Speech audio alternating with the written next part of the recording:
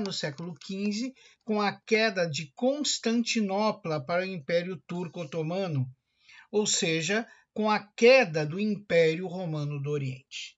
Então, olha que interessante. A Idade Média começa com a queda do Império Romano do Ocidente, no século V, e termina com a queda do Império Romano do Oriente, ou seja, com a tomada da capital do Império Romano do Oriente, que é Constantinopla, pelos turcos e otomanos.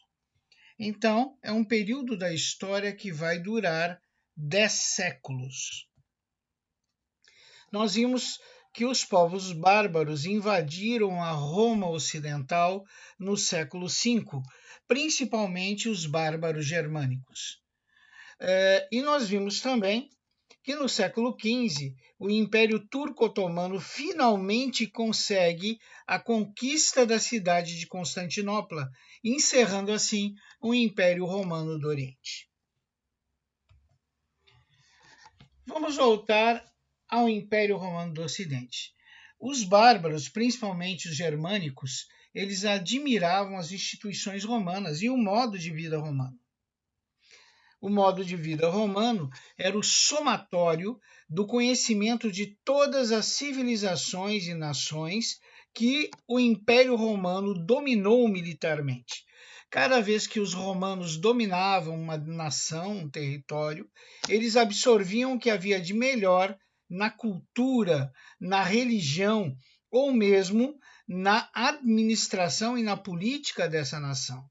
Então, Roma se tornou um somatório de todas as experiências positivas e civilizatórias que haviam em outras nações. Era natural que os bárbaros eles olhassem Roma como se fosse uma joia preciosa, que eles invejassem a vida do cidadão romano tão confortável, com suas casas, ruas calçadas, com seus aquedutos, que eles admirassem também as instituições romanas e os seus senadores e suas assembleias e seus pretores, ou seja, os bárbaros germânicos eles não pensavam em destruir a civilização romana, eles queriam tomá-la para si, eles queriam absorvê-la, eles queriam participar e fazer parte desta joia civilizatória que era o Império Romano. Nós temos aí uma visão aérea do que seria a Roma da Antiguidade. Realmente é magnífica. No entanto, querer não é poder. Nós vamos dizer que para manter as instituições romanas, faltavam muitas coisas às tribos bárbaras, elementos que eram essenciais para manter as instituições, para manter o modo de vida romano e para fazê-lo evoluir. Primeiro, precisava de conhecimento. Os romanos tinham suas instituições e seu modo de vida devido ao grande conhecimento que eles obtinham absorvendo o conhecimento de outras nações e civilizações. Segundo, os bárbaros precisariam ter organização política e social. Milhares de anos de elaboração e organização política e social, sem contar com o que os romanos já tinham pego dos gregos e dos macedônios. Terceiro, os bárbaros não tinham o sentido de identidade nacional que os romanos possuíam. Os romanos se achavam os pais da civilização. Achavam que eles eram os mensageiros dos preceitos civilizatórios. Tanto acreditavam nisso que quando conquistavam uma nova região, achavam como justificativo estar levando esta região o conhecimento, o processo civilizatório. E os bárbaros não possuíam nada disso. O que os bárbaros tinham? Eles tinham uma cultura primitiva, a sua estrutura de organização era tribal, em geral essa estrutura organizacional era baseada em laços familiares, é o famoso comitatus, né? Que eram laços de dependência entre os guerreiros, baseados na honra, na palavra dada. Viviam basicamente da agricultura primitiva, da caça e da pesca e dos saques principalmente. Eram em boa parte nômades e praticamente desconheciam a ciência, a filosofia, a matemática e, em geral, eram analfabetos e incultos. O modo de vida dos povos bárbaros em nada se aproximava do modo de vida dos romanos. O conhecimento dos povos bárbaros em nada se aproximava do conhecimento dos romanos. Logo, as civilizações bárbaras não tinham condições de manter o modo de vida romano, de manter suas instituições, de manter o processo civilizatório e menos ainda condições de fazer esses fatores evoluírem.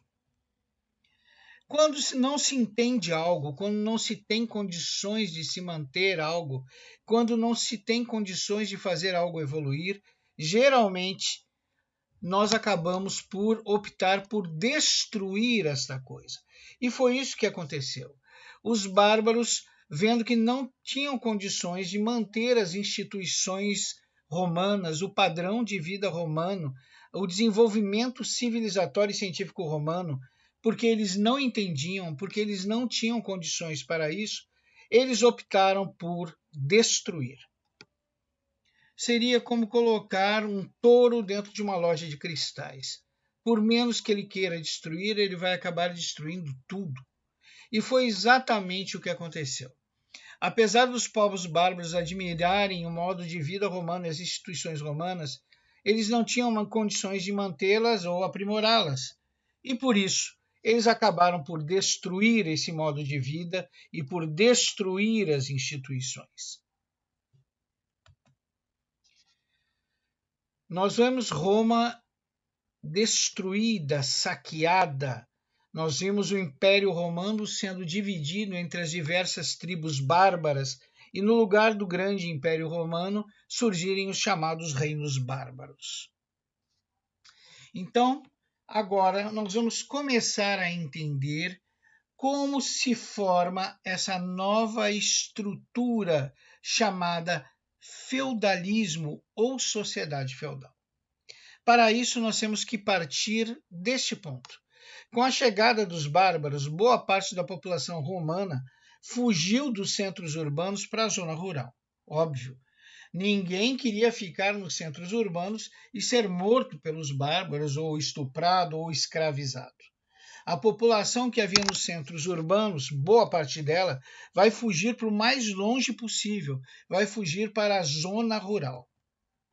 Na zona rural existiam os feudos. O que é um feudo? O feudo é uma unidade agrícola autossuficiente. Em geral, essas unidades agrícolas autossuficientes que existiam na zona rural do Império Romano, bem distante dos centros urbanos, em geral, elas pertenciam a antigos generais romanos que, uma vez aposentados, recebiam do Império grandes extensões de terra para plantar e para a criação de animais e um grupo de escravos para trabalhar nessas terras que eles recebiam do Império. Era como se fosse uma aposentadoria, como se fosse um prêmio pelos bons serviços prestados ao Império Romano. E nessas zonas rurais surgiam os feudos. Os feudos, em geral, eles possuíam uma área fortificada, cada feudo tinha o seu exército próprio, e em torno do feudo se instalavam os trabalhadores e as áreas de cultivo. O feudo, então, ele possuía sua própria área fortificada e seu próprio exército. E era uma prática comum entre os donos dos feudos as guerras entre eles, entre os senhores feudais, com o objetivo de se apoderar da propriedade do derrotado. Ou seja, uma maneira existente para que o feudo aumentasse era conquistar o feudo de outro senhor feudal e absorvê-lo, tanto ele quanto aqueles que nele viviam e trabalhavam. Fugindo dos bárbaros, muitos habitantes dos centros urbanos romanos vão pedir aos senhores feudais um lugar para habitar e proteção. Nós temos que lembrar que esse grupo de pessoas está fugindo dos centros urbanos de Roma, agora saqueados pelos bárbaros, ou seja, essa população que antes vivia nos centros urbanos entra em fuga, vai mais distante possível dos centros urbanos, invade a zona rural e dá de cara com os feudos, que são controlados pelos senhores feudais. Os feudos, como nós já falamos, são unidades agrícolas autossuficientes, mas mais que unidades agrícolas, são unidades fortificadas. Todo feudo possui fortificação e um exército próprio. Então, essas pessoas em fuga veem nos feudos a sua única oportunidade de segurança e proteção. Então, eles pedem aos senhores feudais que os senhores feudais lhes permita habitar no feudo e que lhes conceda proteção, e em troca oferecem para os senhores feudais a sua força de trabalho. Então aí nós vemos na gravura os camponeses em busca de segurança e proteção, indo até o senhor feudal e oferecendo sua força de trabalho. O crescimento do sistema feudal. Com a chegada daqueles que estavam fugindo da desintegração do Império Romano do Ocidente, em direção aos feudos, faz com que os senhores feudais vejam nisto uma oportunidade de maior produção agrícola e de fortalecer ainda mais os seus exércitos particulares com a utilização dessa grande mão de obra que surge à sua porta. Então, os senhores feudais dão origem às chamadas relações servis. O que são as relações servis? É um contrato de servidão entre o senhor feudal e o camponês. Os senhores feudais vão passar então a determinar essas relações de servidão. Não podemos esquecer que os senhores feudais são os administradores dos feudos, também conhecidos como nobres e cavalheiros, e os trabalhadores, a partir de agora, serão conhecidos como camponeses e servos. Através desse contrato de servidão, ficarão acertados os seguintes itens. Primeiro, cabe ao senhor feudal oferecer ao camponês um lugar para morar no feudo e também oferecer a este camponês e sua família proteção. E cabe ao camponês ceder ao senhor feudal a sua força de trabalho, sua e de sua família, segundo as necessidades do senhor feudal. Pelo período que o camponês estiver no feudo, deve o camponês se submeter à autoridade do senhor feudal. Inclusive, o senhor feudal tem poder de vida e morte sobre o camponês e sua família. O senhor feudal não se responsabiliza pela alimentação, pelo vestuário ou construção de moradias para os camponeses. Apenas vai ceder um espaço no feudo para que o camponês viva e vai oferecer proteção a este. Bem como ele não vai fornecer nenhum tipo de remuneração ao camponês e sua família que agora trabalham no feudo na propriedade do senhor feudal. A relação de servidão formada entre senhor feudal e camponês, ela é vitalícia, ela passa de pai para filho, desde que haja o interesse do senhor feudal em manter essa relação de servidão. A única maneira existente de romper esse contrato de servidão era através do pagamento de uma multa por parte do camponês ao senhor feudal. Só que eu lembro a vocês que o camponês não recebia remuneração nenhuma. Então não havia nenhuma possibilidade dele ter recursos monetários para pagar essa multa e conseguir sair dessa relação de servidão. Logo, essa relação servil entre senhor feudal e camponês é quase uma relação de escravidão. O camponês e sua família vão trabalhar de 5 a 6 dias na propriedade do senhor feudal ou no exército do feudo e terão de 1 a 2 dias para trabalhar nas terras do manso servil para tirar o seu sustento e de sua família. Pessoal, alguns historiadores divergem nesse período em que o camponês ficava à disposição do senhor feudal. A maior parte fala de 5 a 6 dias. Tem alguns historiadores que falam de 3 a 4 dias, mas isso é um detalhe. Bom, a divisão do feudo. Geralmente o feudo era dividido em 3 categorias: o manso senhorial, o manso servil e o manso comunal. O manso senhorial correspondia a metade das terras cultiváveis do feudo. Aliás, eram as melhores terras. Os alimentos que se produziam no manso senhorial eram integralmente repassados aos donos das terras. Quem são os donos das terras? O senhor feudal. E o servo tinha a obrigação de dedicar entre 5 a 6 dias da semana para o cultivo desses terrenos. E o manso servil? O manso servil era um manso que tinha uma natureza dupla. A posse legal era do senhor feudal e a posse útil era do servo. Como assim? O senhor feudal permitia que o servo usasse as terras do manso servil para obtenção do seu sustento e da sua família. Ou seja, o senhor feudal cedia as terras do manso servil ao camponês para que ele dali tirasse o seu sustento e o sustento de sua família. Claro que, para usar o manso servil, os camponeses se obrigavam a pagar vários tributos, vários impostos ao senhor feudal. E o manso comunal? O manso comunal era compreendido por terrenos que poderiam ser utilizados tanto pelo senhor feudal quanto pelos servos. Na maioria das vezes, o manso comunal correspondia a bosques e pastos, aonde podia ser feita a criação de animais, o recolhimento de alimentos silvestres, a caça e a obtenção de lenha.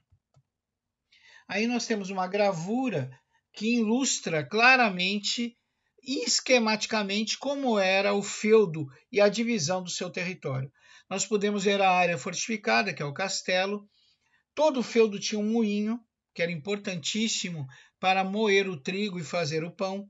Tinha as melhores terras, que era o manso senhorial. Tinha as terras que eram disponibilizadas pelo senhor feudal para os camponeses, para que de lá os camponeses tirassem seu sustento e sua família, que é o manso servil. Tinha o manso comunal, que é uma área mais de bosque, para caça, para obtenção de lenha, ou mesmo para coleta de frutas silvestres e por aí vai. Tinha uma área que é dedicada à feitura das casas dos servos, é onde os servos faziam as suas casas. Sempre tinha a igreja e as plantações que ocupavam tanto o manso senhorial quanto o manso servil. Nós devemos lembrar, gente, que tudo isso aí pertence ao senhor feudal. Até mesmo as regiões, a região do manso servil e do manso comunal, que pode ser utilizada pelos camponeses, só será utilizada mediante o pagamento de tributos, mediante o pagamento de impostos ao senhor feudal. Então, se nós olharmos essa divisão de terras, nós podemos notar que o senhor feudal tinha controle sobre a maior parte da produção agrícola. Além de contar com toda a riqueza gerada em seu manso, ele ainda extraía uma parte dos produtos do manso servil sob a forma de impostos e tributos. Dessa forma, não é muito difícil compreender que as relações servis eram extremamente desiguais, que favoreciam por demais o senhor feudal e conduziam o camponês e sua família a uma situação de miséria absoluta. Vamos ver alguns impostos e tributos pagos pelo camponês ao senhor feudal. Então, nessa época, os camponeses habitavam as terras dos senhores feudais e, em troca, eram obrigados a pagar taxas em forma de trabalho e mercadorias. Quase tudo que produziam acabava indo para as mãos dos senhores feudais. Para os servos sobrava muito pouco para ele e para a sobrevivência de sua família. Algum desses impostos tinha a dália, era uma obrigação pela qual o servo deveria passar para o senhor feudal metade de tudo que produzia nas terras que ocupava no feudo. Então, nós falamos há um tempo atrás que o senhor feudal cedia ao servo a parte do feudo que era o manso servil, né? Pois bem, o servo, além de trabalhar muitos dias na semana no manso senhorial, onde tudo que era produzido integralmente era repassado ao senhor feudal, e ter poucos dias na semana para trabalhar no manso servil, que eram o espaço de terra cedido pelo senhor feudal ao servo, para que de lá ele tirasse o sustento seu e de sua família, Além disso, os senhores feudais cobravam metade de tudo que o servo produzia por ocupar as terras do manso servil. Tinha também a corveia. Essa obrigação correspondia através de serviços prestados nas terras ou nas instalações do senhor feudal. De 3 a 4 dias ou de 5 a 6 dias, por exemplo, para fazer a manutenção do castelo, construir muro, limpar fosso do castelo, limpar moinho, etc. Podiam realizar trabalhos de plantio e colheita no manso senhorial. Parte das terras do feudo de uso exclusivo do senhor feudal. Não esqueça que tudo que os servos estão fazendo na corveia vai integralmente para o belo prazer, para a satisfação e enriquecimento do senhor feudal. O pouco de terra que é cedido aos camponeses para que plantem e tirem seu sustento de sua família, eles são obrigados, devido à talha, de pagar 50% de tudo que produzem ao senhor feudal pela cedência das terras do manso servil. Então, é realmente uma relação extremamente desigual. Além disso, tinham as banalidades. Essa obrigação era o pagamento pela utilização de determinadas instalações do castelo. Então, se o servo precisasse usar o moinho e o forno, ele tinha que pagar uma taxa. E como é que ele pagava essa taxa ao senhor feudal? Através de mercadorias. Que mercadorias são essas? Através da plantação de sua colheita lá no manso servil.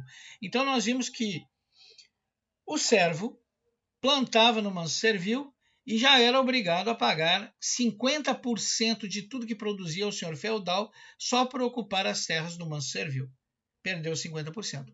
Fora isso, ele tinha que trabalhar boa parte da semana, de 3 a 6 dias, nas terras e nas propriedades do senhor feudal. Isso se chamava corveia. Como se tudo isso já não bastasse, ainda tinham as banalidades. Ele ainda pagava, com o pouco que lhe sobrou de sua produção, ele tirava parte do pouco que lhe sobrou para pagar pelo uso do forno e do moinho que pertenciam ao senhor feudal. Além de todas essas obrigações e tributos que deixam o camponês e sua família quase sem nada, os servos também tinham que pagar outras taxas e impostos. Uma delas é a mão morta, que era uma espécie de taxa que o servo devia pagar ao senhor feudal para permanecer no feudo quando seu pai morria. Então, além de trabalhar a vida inteira para o senhor feudal, quando o pai desse cidadão morria, ele ainda pagava um imposto para o senhor feudal para poder permanecer no feudo e ocupar o lugar que era do pai no contrato.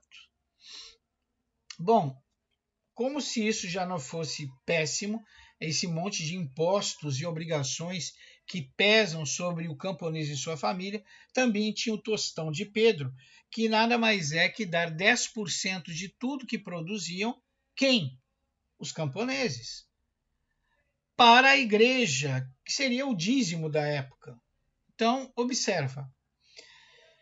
Devido à corveia, os camponeses e suas famílias trabalham boa parte dos dias da semana na propriedade do senhor feudal, no manso senhorial, e nas instalações do senhor feudal. De graça. Os poucos dias que restam, o camponês tem direito de trabalhar numa área cedida pelo senhor feudal chamado manso servil. Lá no manso servil, ele vai ter que, junto com a sua família, plantar para obter o seu sustento de sua família. Tudo bem. Só que quando a colheita sai, o senhor feudal vai lá e cobra a dália, que nada mais é que 50% de tudo que o camponês produziu na região do manso servil. Então já perdeu 50%. Como se tudo isso não bastasse, ele vai ter que tirar desses 50% parte da produção para pagar as banalidades, que é o uso das instalações do feudo, ou seja, o uso do forno, o uso do moinho. Então ele vai pagar com esse 50% que sobrou, ele vai tirar uma fração e vai pagar as banalidades. Como se tudo isso não bastasse, ainda haviam outros impostos, como nós já falamos. Tinha a mão morta, que era um imposto que os nossos amigos camponeses pagavam ao senhor feudal quando o patriarca da família dos camponeses morria. Como eles pagavam? Com sua produção, óbvio, eles não tinham dinheiro, né? Eles não recebiam por seu trabalho, logo eles não tinham como pagar monetariamente o senhor feudal. Eles pagavam com sua produção. Observa quanto já foi tirado da pouca fatia produtiva que ficava com os camponeses. Eles ficavam com 50% do que produziam no manso servil e lentamente esse 50% ia sendo dilapidado pelos impostos e tributos cobrados pelo senhor feudal. Como se tudo isso não bastasse, a igreja exigiu o tostão de Pedro, que era 10% do que sobrou da produção dos camponeses e suas famílias obtidas no manso servil. Então, os camponeses e suas famílias, devido a tudo isso, viviam numa situação de quase miséria. A sociedade feudal ela era dividida da seguinte forma: tinha os reis, o clero, a nobreza e os servos. Que reis são esses, Luciano? Esses reis são os reis bárbaros, dos reinos bárbaros. Nós vimos, gente, que quando o Império Romano do Ocidente caiu na mão dos povos das tribos bárbaros, principalmente das germânicas, essas tribos bárbaras posteriormente dividiram o Império Romano Ocidental entre elas e se formaram reinos bárbaros. Esses reinos bárbaros tinham um rei. Abaixo desse rei vinha o clero. A igreja foi a única instituição que permaneceu intocada depois da queda do Império Romano do Ocidente. As demais instituições romanas ou foram destruídas ou degradadas pelos bárbaros, mas a igreja ficou intocada. Os bárbaros, eles tinham muito temor da igreja, porque a igreja levava até esses bárbaros a ideia de inferno, que era uma coisa que era desconhecida para a maior parte deles. Uma coisa que eles passam a compreender, a conhecer, a partir do contato com o catolicismo. Abaixo do clero, nós temos a nobreza, os cavaleiros, os senhores feudais. E abaixo da nobreza e dos senhores feudais, formando a maior parte da população, formando a base da pirâmide, nós vamos encontrar os servos, os camponeses. Então, nós podemos ver que a sociedade feudal é uma sociedade estamental. Como assim estamental, Luciano? Estamental porque é uma sociedade dividida em classes sociais que obedece claramente uma hierarquia. Bom, nós falamos então, eu acabei de falar para vocês, que onde antes havia o Império Romano do Ocidente, agora existem os chamados reinos bárbaros. Vamos falar um pouquinho desses reinos bárbaros? Nós temos os reinos dos visigodos, que ocupavam estrategicamente a ligação entre o mar Mediterrâneo e o Oceano Atlântico. Isso lhes permitia a supremacia comercial entre a Europa continental e insular. Nós temos os reinos dos vândalos. O povo vândalo atravessou a Europa e se fixou no norte da África. Nesse reino houve muita perseguição aos cristãos, cujo resultado foi a migração em massa para outros reinos, provocando a falta de trabalhadores e uma diminuição de produção. Nós temos o reino dos suevos. Surgiu a oeste da Península Ibérica. Os suevos viviam da pesca, da agricultura. No final do século VI, o reino vai ser absorvido pelos visigodos, que passaram a dominar toda a península. Nós tínhamos o reino dos borgúndios. Os borgúndios migraram da Escandinávia e dominaram o Vale de Ródomo até Avignon, onde fundaram o seu reino. Em meados do século VI, os borgúndios foram dominados pelos francos. Nós temos o reino dos anglo-saxões. Surgiu em 571, quando os saxões venceram os bretões e consolidaram a sua presença na região da Grã-Bretanha. Teoricamente, os reis ocupavam o topo da pirâmide social na Idade Média, mas com o passar do tempo, aumenta o poder dos senhores feudais ou nobres e diminui o poder dos reis. Nós vamos estudar isso mais detidamente nas próximas aulas. Bom, aí nós temos na gravura a representação dos chamados reis bárbaros, né? Bom, eu falei para vocês na pirâmide social da sociedade feudal que no topo da pirâmide estavam os reis e abaixo deles estava o clero. Na Idade Média, a igreja, como eu acabei de falar para vocês, foi a única instituição romana que realmente sobreviveu, praticamente intocada pelos bárbaros. A igreja tinha dois poderosos monopólios em suas mãos. Um deles era o monopólio da cultura e o outro era o monopólio da religião. Nesse período, a maior parte da população era analfabeta. Somente os clérigos sabiam ler e escrever, e somente os clérigos tinham condições de fundar as primeiras escolas e universidades no período medieval. Além de possuírem um monopólio da cultura, os clérigos, a igreja, possuíam o monopólio da religião. Nesse período, a Igreja Católica era vista como intercessora entre o homem e Deus.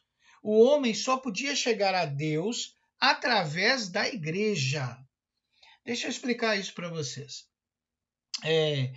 Não adiantava orar, pedir a Deus, porque Deus não te ouviria. Tu teria que procurar um clérigo, um padre, um abade, um monge, e pedir que este orasse pelas tuas demandas, pelas tuas necessidades. Senão Deus não ouviria. Observa que poder tem a igreja, sendo a intercessora entre o homem e Deus. Além disso, o clero também tinha, só ele, o direito de ler e interpretar a Bíblia. Ninguém mais tinha esse direito. Também puderam, a maior parte da população era analfabeta mesmo, eles não iam conseguir nem ler, muito menos interpretar, né?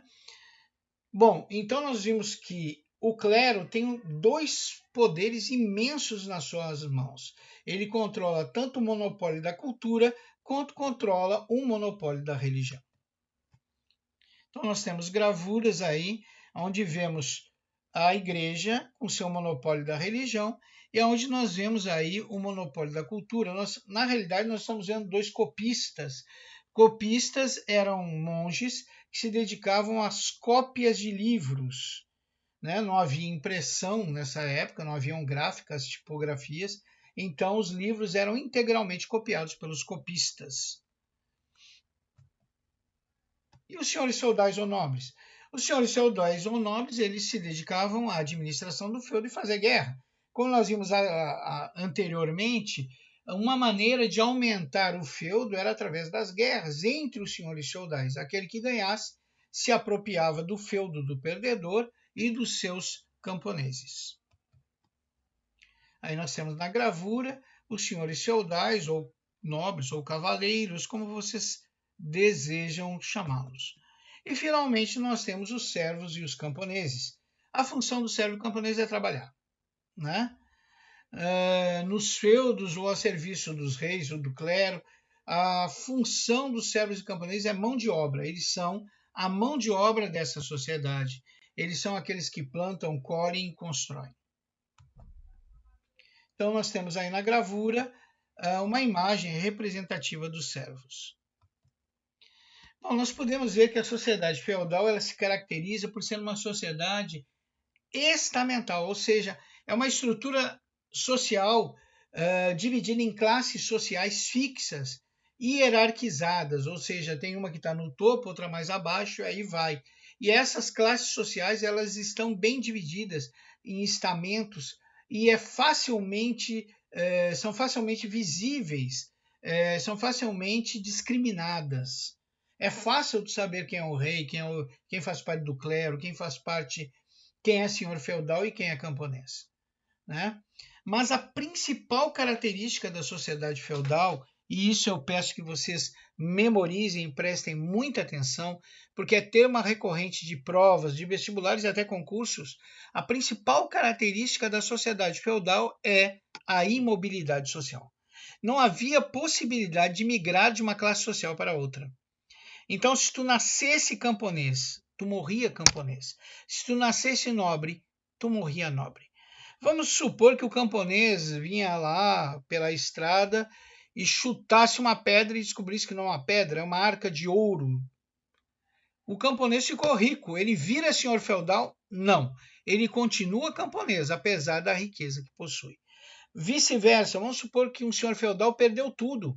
Ele vira camponês? Não, ele continua senhor feudal, apesar de não ter mais nenhuma riqueza. Ou seja, não há como migrar de uma classe social para outra. Tu nasce naquela classe social e não importa o que aconteça, tu vai morrer naquela classe social. Então, a principal característica da sociedade feudal é a imobilidade social. Vamos falar um pouquinho da economia medieval. A economia medieval é basicamente agrícola. A mão de obra é basicamente servil, os camponeses e servos. E se a economia é basicamente agrícola, não é difícil compreender que o bem mais precioso nesse período era a terra. Nesse período não haviam relações monetárias. O que quer dizer isso? O que quer dizer isso? Não havia moedas que fossem utilizadas no sistema de comércio. Então, tu não trocava produtos por elementos monetários. Tu trocava produtos por produtos. Isso se chama escambo. Então, o comércio realizado durante a Idade Média, ele não era monetarista. Não havia a troca de um produto por um fator monetário, uma moeda de prata, de cobre, de níquel. Isso era muito raro, era praticamente inexistente. Como funcionava o comércio na Idade Média? Pelo sistema de escambo. 99,9% do comércio na Idade Média se baseava no escambo, no sistema de trocas de mercadorias.